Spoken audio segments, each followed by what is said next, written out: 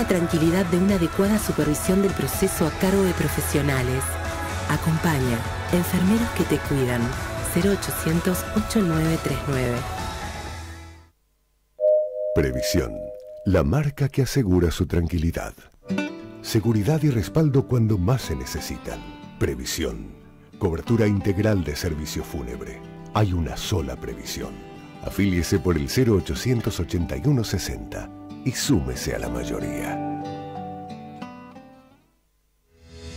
En NetUI te ayudamos a impulsar tu negocio online. Para esto queremos asegurarnos de brindarte un servicio rápido, seguro y confiable, porque eso es lo que les importa a tus clientes y a vos. Además, contamos con atención directa por técnicos certificados en calidad ISO 9001, sin mencionar que tenemos más de 15 años de experiencia en la industria con nuestra propia infraestructura en los data centers de tu país. Apasionados por la tecnología, por brindarte el mejor servicio y ayudarte a alcanzar el éxito, sea cual sea tu objetivo. Si tenés una idea o una gran empresa, con NetUI crece en Internet. Domingos, 22 horas, por tu radio, La 30, La Nacional. Estamos prontos para descubrir sin excusas cada realidad. Verdades y silencios. Soy Miguel Colombo y te esperamos junto a Marcelo y Ameche aquí los domingos en CX30 Radio Nacional. De lo que podés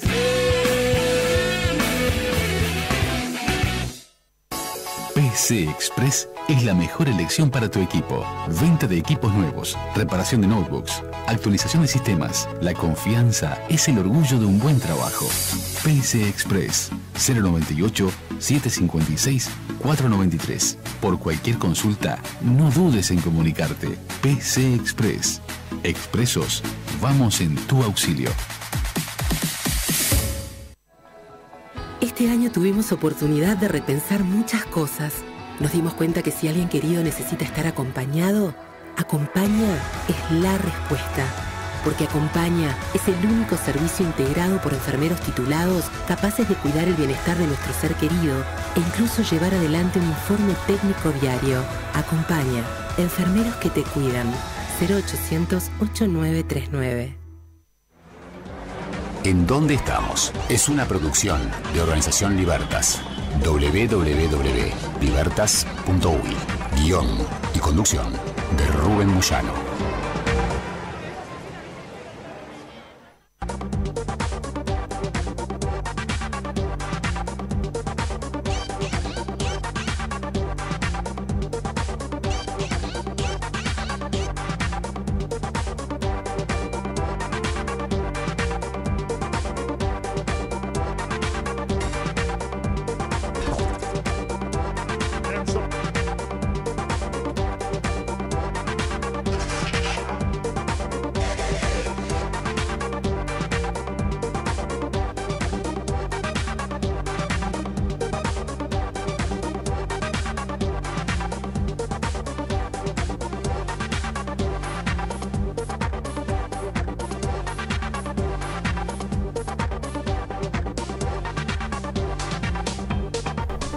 Bueno, esto de la tecnología, pasando informe a Pablo Díaz, después al sociólogo Daniel Pena, que nos vamos a conocer hoy con ellos al aire. El doctor Pablo Díaz es doctor en Ciencias Políticas, profesor de la Universidad de la República, formó parte de un foro, una mesa redonda sobre el gran tema de la cadena de producción forestal, los impactos sociales que ello trae aparejado, es decir, qué impactos tiene a nivel laboral, si son los que se dijo, los que dijo el gobierno anterior incluso, y los que dice la empresa, UPM, ¿no? Y ahora en este caso UPM2, si es verdad que emplea 6.000, 8.000 personas, trabajo indirecto, si todas esas personas están reguladas por ley, si tienen un trabajo en blanco, si hay trabajo en negro. Hay mucho trabajo que es afral y son trabajadores en negro que incluso lo hacen bajo condiciones que no son de las mejores. Por otro lado está el tema de la territorialidad de esas plantaciones, lo que se llama la prioridad territorial para llevar adelante esta cadena de producción forestal.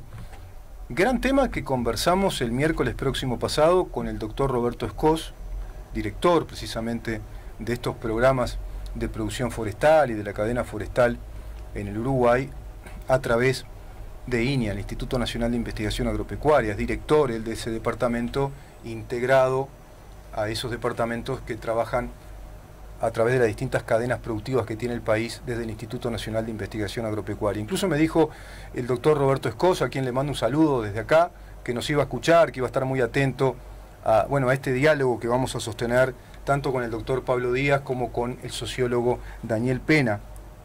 Yo tengo ya material recibido de parte de ellos, que veo que son muy activos, muy dinámicos. Yo le agradezco a Ana Filippini, también a Raúl Viñas, a Víctor Baqueta, quienes me fueron aportando estos datos, me vincularon con ellos dos. Son miembros integrantes de la docencia de la Universidad de la República. El doctor Pablo Díaz tiene una cátedra en la Facultad de Agronomía vinculada a estos temas, por ejemplo. Con Daniel Pena nos vamos a enterar cuáles son sus actividades. Es un sociólogo uruguayo que también está muy integrado a estos temas de investigación. Y tengo material, tengo bastante material sobre este tema. Por ejemplo, acá me envía, esto me lo envía el sociólogo Daniel Pena, el empleo real en el modelo forestal celulósico. Es una nota, un artículo que él publicó, un artículo evidentemente de porte académico, científico, y hace alusión al debate que publicó Mous en su Facebook, que después tengo que buscar. Capaz que si Ana me está escuchando, Ana Filippini, si me podés pasar la dirección ahora, ya te lo agradezco infinitamente, Ana. Así me voy directamente al WhatsApp y doy la dirección al público del Facebook que ustedes tienen, pero creo que también se va a subir a nuestra web, que es libertas.uy, todas las resultancias de ese foro, de esas mesas que organiza Mous respecto a este gran tema que es la cadena forestal en el país y muy vinculado al tema de UPM. Nos dice Daniel Pena: ayer en el debate sobre los impactos sociales, gracias Maxi, los impactos sociales de la forestación, volvimos a escuchar el discurso de las empresas forestales y celulósicas, habla de Montes del Plata, UPM, SPF, sobre los supuestos miles de trabajos que crean y las muchas nuevas oportunidades que supuestamente generan en el interior profundo de nuestro país. Dejo abajo un gráfico elaborado junto a compañeros académicos del área social y económica, basado en datos oficiales del Estado, que cualquier ciudadano puede acceder y elaborar por sí mismo para corroborarlo. Y deja después un esquema gráfico, estadístico, el sociólogo Daniel Pena. ¿Con quién tengo el gusto de conversar? Hola. Hola. ¿Cómo andás? ¿Pablo? Daniel, estoy por acá. ¿Cómo te va, Daniel? Te conectaste primero que aquel recién me envió respuesta. Perfecto, Rubén. Los dejé esperar un poquito, disculpas, pues no se desfasa, a veces siempre el programa en vivo se desfasa, ¿viste? Pero estaba leyéndole a la gente acá tu trabajo. Primero, preguntarte, sociólogo, ¿estás integrado también a la Universidad de la República? Sí, en este momento soy docente de Facultad de Ciencias Sociales, sí, de la UDELAR. Ajá. Estuve en varios proyectos en años anteriores y ahora, entré en dos proyectos de CSIC. Uno es sobre política alimentaria y el otro es sobre economías alternativas. Y ahí tengo por lo menos por 2 años para estar en investigación. Y en realidad en estos temas de forestación vengo inicialmente desde la Casa Bertolt Brecht. Fue que hicimos la primera investigación y después quedamos trabajando en el tema. Que ahora se articula un poco con estos proyectos, si bien no están centrados en la forestación, como te decía recién los temas, pero seguimos investigando un poco desde dentro de la universidad y otro poco de manera honoraria, digamos, independiente, claro, con un montón de compañeros también del área económica y de la antropología, gente que nos hemos encontrado en el camino, en estas andanzas académicas y de activismo también, digamos, ¿no? Como me parece bien. Poder pensar. Me parece muy bien.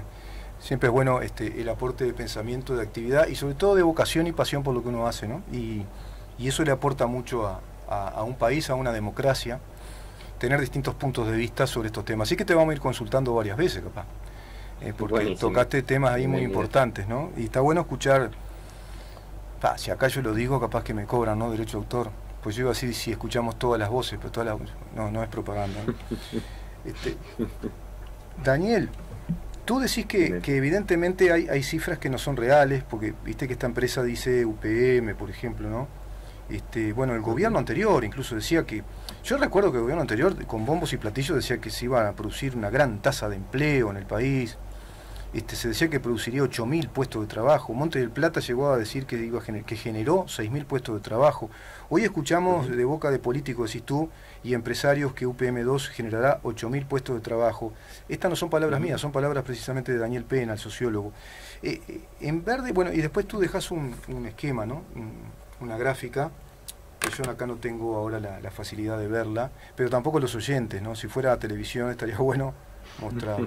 Pero ¿qué opinión tenés al respecto de esto? ¿Qué mediciones tenés, ¿no? ¿Cuál es la realidad de lo que se puede emplear cuando hay un emprendimiento de estas características? Ahí es bueno tener en cuenta 2 o 3 cosas. Yo le podríamos llamar, y esto obviamente que es discutible, pero que la cadena forestal, digamos, que está netamente centrada en la celulosa, o sea, el 80% de la producción forestal, digamos, de plantaciones de monocultivos de eucaliptos y, bueno, de pino, pero el grueso es eucaliptos para celulosa, el 80%. Nuestra cadena forestal está centrada en eso, no está centrada en la producción de madera ni en la carpintería. Bueno, viene funcionando, digamos, con mucho impulso desde el 87, que salió la ley que lo impulsa, que le da un montón de subsidios, y en realidad viene de alguna manera con el acuerdo de todos los partidos, digamos, que tienen representación en el Parlamento. Y la política comenzó con un gobierno colorado, después se profundizó con un gobierno blanco, en la era progresista, llamémosle, de los 15 años de progresismo, eso se profundizó también. No nos olvidemos que Botnia UPM fue negociada por Valle, pero firmada unos pocos días antes de que comenzara Tabaré. Luego, durante el periodo de Mujica, se instala Montes del Plata. El segundo periodo de Tabaré Vázquez se negocia UPM2, y ahora la calle Pou es quien está llevando adelante las medidas para que UPM2 funcione. O sea que, de alguna manera, y esto hablan muchos autores en Latinoamérica, hay un consenso en este modelo de producción basado en las materias primas, ¿no? En los commodities. Se llama el consenso de los commodities. Exacto. Daniel, entonces, ¿sabés que ese tema que tú decís es muy importante? Porque en esa gráfica, en el tiempo, vemos que hubo un consenso, incluso a nivel de la clase política uruguaya, sobre todo con representación parlamentaria, y hay distintos momentos y etapas en todo esto que hasta sería bueno para un programa en especial. Te corté un poquito porque está también con nosotros Pablo Díaz, logramos conexión con él. Perfecto. Estaría bueno darle participación. ¿Está? ¿3? Los 3 estamos, sí, claro. Sí, pero yo soy solamente el que los va a entrevistar. Pero los que nos van a aportar conocimiento son ellos dos. Es así. Pablo, ¿estás por ahí? Estoy por acá. Buenos días, ¿qué tal, Rubén? ¿Cómo te va? ¿Bien? Muy bien, un gusto. Mirá, primero para que la gente tome conocimiento, porque lo más probable es que Dios mediante después podamos consultarlos en varias oportunidades y también se conviertan como tenemos afortunadamente un montón de columnistas, especialistas, académicos, gente vinculada a los partidos políticos, tener buena información y buenos puntos de vista. Y estaría bueno que te conozcan. Sos doctor en Ciencias Políticas, catedrático, docente en la Facultad de Agronomía, si no me equivoco. No, en el Centro Regional del Noreste. Es una de las zonas descentralizadas de la Universidad de la República. Bien. Estoy aquí ahora en este momento en Curtina, departamento de Tacuarembó. Exacto, en Tacuarembó. Perfecto, Daniel. Pablo, ya se me empiezan a mezclar los nombres. Es un poco la edad. Pablo, ¿qué opinión te merece esto que está comentando Daniel? Viste que hay un proyecto que de algún modo consenso de la clase política uruguaya, tuvo distintas etapas. Y además hay una versión que estos mega emprendimientos que primarizan la cadena económica, yo el otro día lo conversaba con el doctor Escos, quien integra INEA y es director del tema vinculado al Departamento de Producción Forestal. Me decía un detalle muy importante y un concepto importante, que la cadena de producción forestal en el Uruguay, si bien existe, es una cadena incompleta, por lo que está diciendo Daniel, porque no apunta a terminar como una cadena de producción ya con valor agregado, de industrialización de la madera, llámese, yo que sé, carpintería, mueblería y un montón de cosas. Incluso él me hablaba de componentes químicos que se pueden ir realizando con la madera y transformaciones de la madera. Bueno, eso está muy en el debe, estamos en una etapa de primarización a través de la producción de celulosa y de los commodities. Eso para ti, ¿qué consecuencias trae aparejadas eso? Si eso sigue así, ¿no? Sí, en eso me parece que Roberto Escos, que es colega también de acá de esta región. Me parece que tiene el planteo básicamente de lo que era Tacuarembó y Rivera en los 80, en los 90, ¿verdad? Es decir, avanzar con la industria de conversión mecánica, la madera de calidad, lo que fue Urupanel, que empleó a más de 400 trabajadores, después cerró.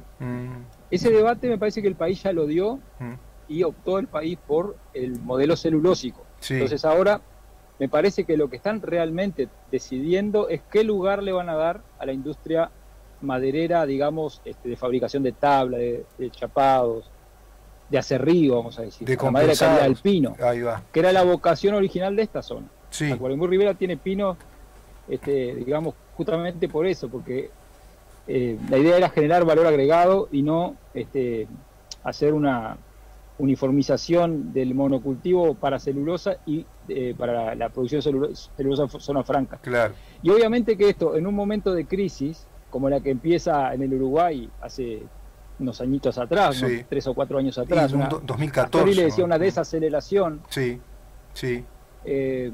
Y continuaba con la pandemia. Es un momento ideal para que UPM, por ejemplo, pida todas las condiciones para instalarse. Es decir, como que el gobierno está tan débil, 50.000 puestos de trabajo que se perdieron con la desaceleración, que le tuvo que dar todas las condiciones y aportar más de 4.000 millones de dólares de plata del Estado para que UPM2 se instale, pero bueno, alejándose de Gualeguaychú, que es la zona conflictiva, disponiendo de la gestión de todo un embalse solo para esa empresa, desconociendo todo lo que la vida que hay en torno a ese embalse y al Río Negro, ¿verdad? Bueno, exonerando cantidad de actividades económicas. Esto lo planteamos el otro día a partir de un cálculo que hace el economista William Joay, que va a estar en las próximas mesas del debate del MOBUS. Y William hace un cálculo de cuánto le cuesta al Estado generar un puesto de trabajo para UPM2, todo lo que conforma, ¿no? El tren, las rutas, los puentes. Bueno, eso antes de la ampliación de la Ruta 5 le daba esos 4.000 millones de dólares en total, y hace la división por los puestos de trabajo prometidos. Y fíjate, Rubén, al Uruguay, a nosotros, a tus hijos, a nuestros nietos, le va a salir 1.156.000 dólares cada puesto de trabajo de UPM2, asociado a la infraestructura de UPM2 y UPM2. Eso antes de la ampliación de la Ruta 5, que por un contrato crema ahora es más, pero está. Entonces, eso se debatió, ¿no? Te agarraron con condiciones muy frágiles, te dijeron, mirá, yo me pongo la planta más grande de la región acá, pero dame todas las condiciones, pagame el flete. Mirá que yo estoy pagando mucha plata para llevar los troncos de acá, de Tacuarembó o de Cerro Largo hasta el río Uruguay. A mí me sirve más el río Uruguay, pero tengo Gualeguaychú al lado. Entonces pagame el flete y yo me mudo. ¿Verdad? Y bueno, el pueblo uruguayo, por acción o por omisión, lo permite, ¿verdad? Por más que, como dijo Daniel exactamente, los contratos, tanto con Monte de Plata como con UPM2, se firmaron de espaldas a la soberanía del pueblo. Te iba a decir eso, Pablo. Disculpa que te interrumpa un poquito, pero ¿qué sucede? Por un lado, gran cantidad del pueblo uruguayo no conoce estos temas, no lo sabe. Y no se les informó adecuadamente, y como bien decís tú, fue un contrato que hasta incluso la oposición, y recuerdo que el actual presidente de la República, eso lo manifestaba en el Parlamento, se estaba firmando de espalda al pueblo y a la clase política incluso, ¿no? A los parlamentarios que no accedían a ese contrato. Entonces ese contrato a puerta cerrada trae aparejada estas consecuencias que tú decís y esta vulnerabilidad hasta del sistema político uruguayo. Y de la gente ni que hablar porque no sabemos bien qué pasó. Y yo recuerdo otro episodio que no es nada menor. ¿Se acuerdan de aquellas misiones con Mujica y que iban personajes del gobierno a pedirle casi de rodillas que pusieran otra planta de celulosa? ¿Se acuerdan? Que fueron a negociar a los países escandinavos, fueron a Dinamarca, y que recibíamos noticias de que ellos nos decían que no estaban pensando en Uruguay, que por ahora no, que no había nada, y que el gobierno ya anunciaba que habían posibilidades de un contrato nuevo con UPM. Bueno, pasó el tiempo y se hizo ese contrato. ¿Qué quiero decir con esto? También si vos vas y pedís, y bueno, después atenete a las consecuencias, porque vos traés de algún modo a esa gente, porque le estás pidiendo por favor que vengan a invertir. Y a su vez después se hace un contrato a puertas cerradas. Y eso también genera mucha fragilidad. Como se hizo antes, ¿no? Como se hizo antes también. Como recién lo decía Daniel. Antes también hereda el gobierno de Tabaré Vázquez, hereda también un contrato ya firmado. Y ahí el tema ahí, Rubén, no es solo la negociación, perdón que te interrumpa, sino que estas empresas, en especial UPM y Montes del Plata, que son dueños de importantes porciones, casi el 50% de las tierras, seguro, las controlan ellos. Estamos hablando de mucha tierra, ¿no? O sea, al día de hoy en Uruguay 1.200.000 hectáreas están afectadas por forestación. Exacto. O sea, están forestadas. Exacto. Es muchísima tierra. Sí, sí, sí. Si lo comparamos, por ejemplo, con cuánta tierra se planta de trigo, de papa, de hortalizas o de cítricos, de alimentos, bueno, digamos, ¿no? Podríamos hacer la proporción, o si quieren, en otro programa. No, pero está bueno. Irrisorio. Está bueno lo que está diciendo. Pensando en esta cuestión de las negociaciones, estas empresas nunca pararon ni paran de forestar más allá de lo que necesitan.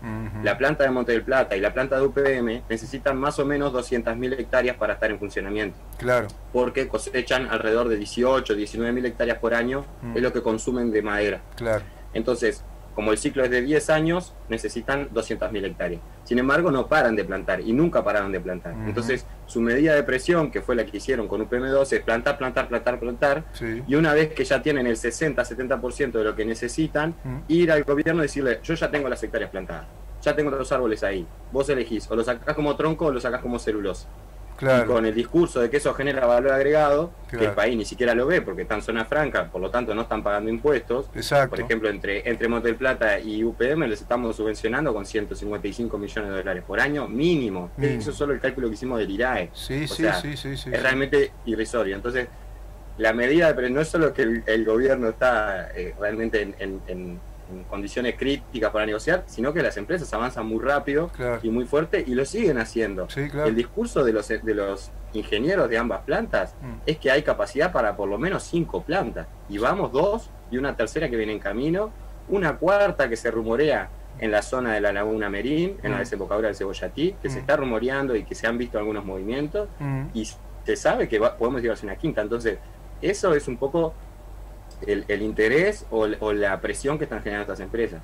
Y lo que yo planteaba ahí en el artículo que vos estás comentando, en realidad más que un artículo, que fue un comentario a partir de investigaciones, digamos, y lo publiqué en las redes y circuló, es que pese a que han avanzado, han duplicado el área forestada, los puestos de trabajo permanecen igual. Es decir, estas empresas cada vez ocupan más tierra, donde antes habían otras personas trabajando en otras cosas, ganadería o agricultura, principalmente ganadería, pero también en agricultura.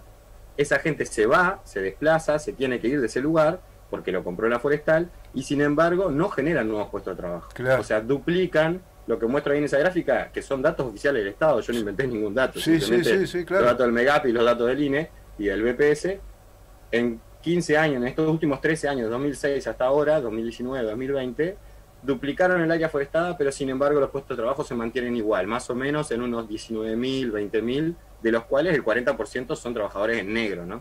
Aclaremos también las condiciones en las que están. ¿Cuánto negro? 44% es en el 2019. Es un disparate. Para la fase silvícola, ¿no? 38 si miramos toda la cadena, porque en la fase industrial hay bastante menos trabajadores en negro.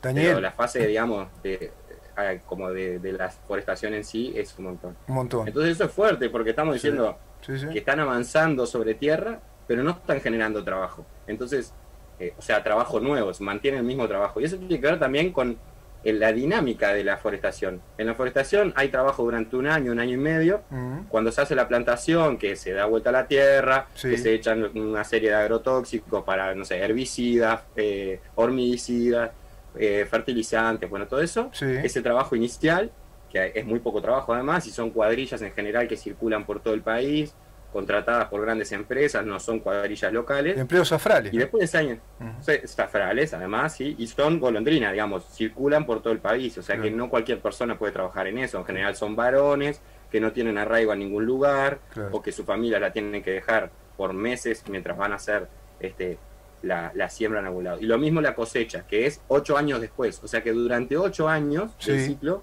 no hay absolutamente nada para hacer, solo cuidar los árboles, que hay un cuidador cada 3.000, 4.000 hectáreas para que no haya un incendio. Entonces, eso muestra que por más que nosotros sigamos plantando árboles, no se van a generar nuevos trabajos. Y eso es una de las grandes mentiras, digámoslo, son los grandes mitos que estas empresas y los políticos que sostienen el discurso de las empresas vienen diciendo: se van a generar tantos miles de puestos de trabajo, tantos miles de puestos de trabajo, y que esto genera oportunidades en el interior. bueno, muéstrennos un pueblo rodeado por forestación que haya mejorado. Muéstrennos una estadística oficial del Estado que muestre que en el tiempo aumentaron los puestos de trabajo. No pueden hacerlo. Siempre hablan de los puestos de trabajo en un año en concreto, pero nunca de la evolución en el tiempo. Porque Daniel, si lo hacen, demuestran que no es real. Además, otro tema, además de todo esto que está diciendo, que es sumamente importante, y son datos rígidos, ¿no? Se diría en estadística, porque es así. La ecuación siempre es la misma. Tú acá das los datos de que hay 1.260.000 hectáreas ya cultivadas de este monocultivo forestal, 80% utilizado para celulosa. Estos son datos del 2019, por el Ministerio de Ganadería, Agricultura y Pesca. Y hay, bueno, eso, que los puestos de trabajo no aumentan, y no hay economía, ¿no? Se dice en ciencias económicas, no hay economía que prospere, país que se desarrolle si se va a dedicar a la producción primaria, a la primarización de la producción, si nos vamos a quedar solo con... Y en este caso además un país que se da el lujo de la miseria para mí, porque estás financiando, subsidiando mega empresas multimillonarias, como tú decías, exonerándola de impuestos, como el IRA de 165 o quizás más millones de dólares por año, ¿no? Y por otro lado, esa inversión que el Estado, todos nosotros tenemos que hacer con más de 4.000 millones de dólares por el tren, toda la infraestructura para el tren, todos los aledaños de esa infraestructura, más el impacto ambiental, más el impacto social de gente que se desarraiga de la zona, pues se tienen que ir, porque si vos empezás a invadir con ese monocultivo 1.260.000 hectáreas, ¿a cuánto equivale de la superficie del país eso ya? Bueno, la superficie del país son 16 millones de hectáreas. Este proyecto de ley que presenta Rafael Menéndez, de Cabildo Abierto, plantea ponerle un límite hasta que llegue de este millón y casi 200 hasta 1.600.000. O sea que llega hasta el 10% de la superficie productiva nacional. Sí. Ahora, sobre el hecho consumado, ¿no? Está legislándose sobre un hecho consumado ya. Exactamente, exactamente. Y además, la Sociedad de Productores Forestales ha dicho en las concurrencias a la Comisión de Ganadería del Senado que ni el más optimista de los forestales piensa que van a superar el 1.600.000 hectáreas de aquí a 10, 15, 20 años, ¿no? Ahora, nosotros vemos las noticias como la de la semana pasada, que viene un fondo de inversión norteamericano y le compra, así como quien compra una caja de cigarrillo en la esquina, 35.000 hectáreas a otro fondo de inversión norteamericano por 120 millones de dólares. En plena supuesta desaceleración pandemia, ¿no? Supuesta crisis para nosotros, se expande todavía más esta especulación financiera sobre la tierra y los montes, ¿no? Y bueno, entonces, ¿qué límite tiene eso? ¿Qué control tiene la Sociedad de Productores Forestales de que vayan más allá del 1.600.000 o que se puedan llegar a plantar hasta 4.200.000 hectáreas? Eso no sé si se llegará a plantar, pero los suelos de prioridad forestal ocupan prácticamente una cuarta parte de la superficie productiva. Y esos suelos no son, como se dice muchas veces desde el punto de vista agronómico, solamente aptos para forestación. No, eso es falso. Porque esos suelos tienen 400 años de ganadería encima. Por eso lo que no se contabiliza es la supresión del empleo que están haciendo en la ganadería familiar. Claro. Están suprimiendo puestos de trabajos no asalariados, porque son trabajos independientes, de pequeños productores, mano de obra familiar, y son los que viven en la campaña. Exacto. Por eso el otro día, en el debate, un demógrafo y el representante de las multinacionales no querían discutir el tema del desarraigo del medio rural disperso. Seguro. Querían llevar la discusión a una cuestión más general. Si había pueblitos que habían crecido porque están cerca de la actividad forestal.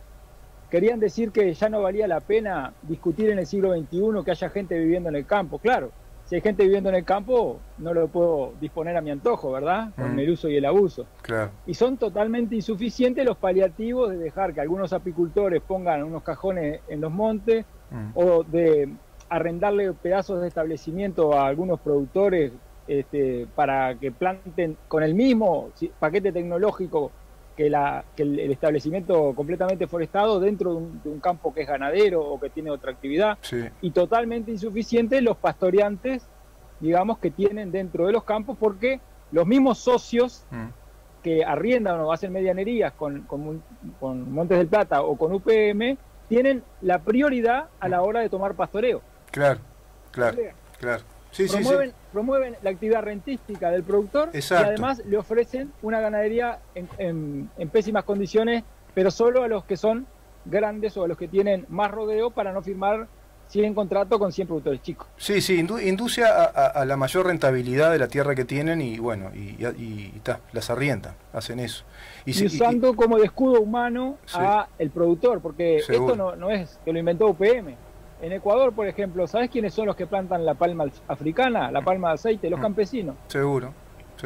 Los que tienen hasta 50 hectáreas. Claro que el sector lo dominan los grandes, pero usan de escudo humano al campesino que deforesta la selva virgen y que aplica un paquete tecnológico, digamos, bastante cuestionado por sus consecuencias ambientales y precarizando el empleo. Claro. Entonces, lógico, eso es el escudo humano del agronegocio. Sí, claro. Como los campesinos lo hacen, la sociedad no lo cuestiona. Seguro. Bueno, como los ganaderos familiares le alquilan un pedazo de campo a UPM, la sociedad no puede cuestionar a UPM porque UPM los ayuda, ¿no? Sí. ¿Y quién rompe el campo natural? ¿Quién rompe ese campo virgen?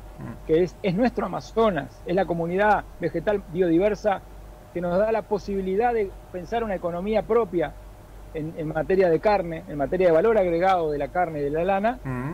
Y bueno, el que lo rompe, digamos, está rompiendo una acumulación histórica que tenemos ahí, una riqueza histórica acumulada. Seguro. Y que la ganadería no la ha destruido a esa riqueza. Claro. Tampoco ha socializado la riqueza la ganadería, pero la ganadería familiar no es la ganadería lucrativa, no es la ganadería empresarial. Entonces eso hay que explicarle al montevideano porque no sabe lo que es un productor de ternero, vamos a decir. Sí, que además tiene que ver con lo que está diciendo, que es muy importante, Pablo, tiene que ver con el arraigo de generaciones familiares ahí, con un modo de vida, un estilo, afincados al lugar, a la geografía, al paisaje. Y por otro lado, hay un atentado violento a la soberanía natural, la sustentabilidad natural, como tú decís, porque estamos hablando de siglos, de un desarrollo ahí, ¿no? De lo vegetal, de la vegetación, de las serranías, de un montón de cosas, de aguadas, de riquezas de naturales. Agua, exactamente. Claro. El activo que implica la producción de agua dulce, y el que acuífero, está en los suelos de prioridad forestal también, claro, es algo que nosotros se lo estamos regalando a UPM y a estas empresas. Fíjate que crear un puesto de un productor familiar al Instituto Nacional de Colonización, que hace 70 años que lo hace, le cuesta $150.000. Seguro. Un puesto de trabajo. Seguro. Y esto con los datos oficiales del censo del instituto, que es del año 2005, que es el último que hay. Entonces, si le vas de 7 veces menos a la sociedad uruguaya radicar a una familia para que trabaje en el medio rural, que lo que está gastando en UPM, creo que hay algo que no nos hemos enterado, ¿verdad? Daniel, Pablo, yo les hago esta pregunta, pero quizá no para responderla ahora, quizás si a ustedes les parece bien, volver a tratar estos temas con ustedes, porque me parece que es de muchísima importancia. Seguro nos está escuchando el ingeniero el doctor Roberto Escós también. Sería importante esto traerlo acá al programa también a modo de una mesa de debate, así, ahora como una especie de foro por Zoom, porque son temas que hacen al país, ¿no? Que hacen al futuro de las nuevas generaciones. Y yo les hago esta pregunta que me parece que puede ser un próximo tema. ¿Y cómo visualizan ustedes que se podría recomponer esta situación colaborando con las grandes cadenas de producción económicas que tiene lo agropecuario en nuestro país? Es decir, la cadena cárnica, la cadena arrocera, la cadena agropecuaria directamente, la producción de alimentos, con la cadena forestal, y que sean amigas, digamos, para hablarlo bien gráficamente, y no que haya un avasallamiento, un condicionamiento total y una suerte de colonización de nuestra gente y de nuestro país a través de estas mega empresas que negocian a espalda, que como ustedes dicen después se extienden parasitariamente con monocultivos tan extensivos de millones de hectáreas, y bueno, y después te condicionan, te dice, bueno, ahora que haces, sacalo, como decía Daniel, ¿nos sacás los árboles o hacemos celulosa? Son temas delicadísimos, y un país que además... El primer paso ahí me parece, Rubén, el primer paso es que hay que separar a la industria de la madera de la industria de la celulosa. Bueno, si siguen aplicando el mismo paquete tecnológico, si siguen beneficiándose de los mismos descuentos, si siguen, digamos, expandiendo los monocultivos, si siguen sin hacer silvopastoreos reales, que les sirva realmente a un productor que diversifica, estamos hablando de una cosa que nunca va a existir. Porque a muchas industrias de la madera les conviene aprovechar las condiciones que la celulosa les consigue. Porque es el peso pesado, el cinturón negro en esto es la celulosa. Claro. Entonces, si no rompemos esa alianza entre la madera y la celulosa, no tiene sentido, me parece, la pregunta. Vos sabés que ahí, pero estás coincidiendo con planteos que hace SCOS, ¿no? Y plantea eso, que hay que ir a esa cadena económica de producción forestal completa. Ahora está incompleta, porque como tú decís, está hegemónica la celulosa, ¿no? Es el cinturón negro, es el décimo dan, que no le gana a nadie. Pero habría que lograr, ¿no? Una combinación, un equilibrio, si queremos ser un país soberano. Porque en definitiva estamos hablando acá hasta de eso, de la soberanía de los recursos naturales, la soberanía de la libre disponibilidad de nuestra gente de trabajar de lo que quiera, pero que a su vez también se proteja la propiedad, porque sería igual a que nos dijeran hoy mañana, mirá, viene una mega empresa, yo que sé, de telefonía y no sé qué, y arriba de tu casa, de la tuya, de la mía, te van a poner bruta antena de estas de celulares. Y no, viste que no se puede. Por ordenamiento territorial, por un montón de cosas, no pueden poner en cualquier lado y violar propiedad privada. Bueno, acá es algo parecido, haciendo esa analogía, ¿no? Venimos, ponemos todo esto acá, ponemos el tren, papá, ustedes se tienen que ir, ¿no? Va ¿cómo es la indemnización por expropiación de tierras? Se van y vos desarraigás ahí 4 generaciones de familia. Por eso les digo que me parece que es un tema para seguir conversándolo, pero ir ya a detalles, ¿no? De pronto, un programa dedicado a ese tema. El efecto del desarraigo, por ejemplo, ¿no? Por ejemplo, ¿viste?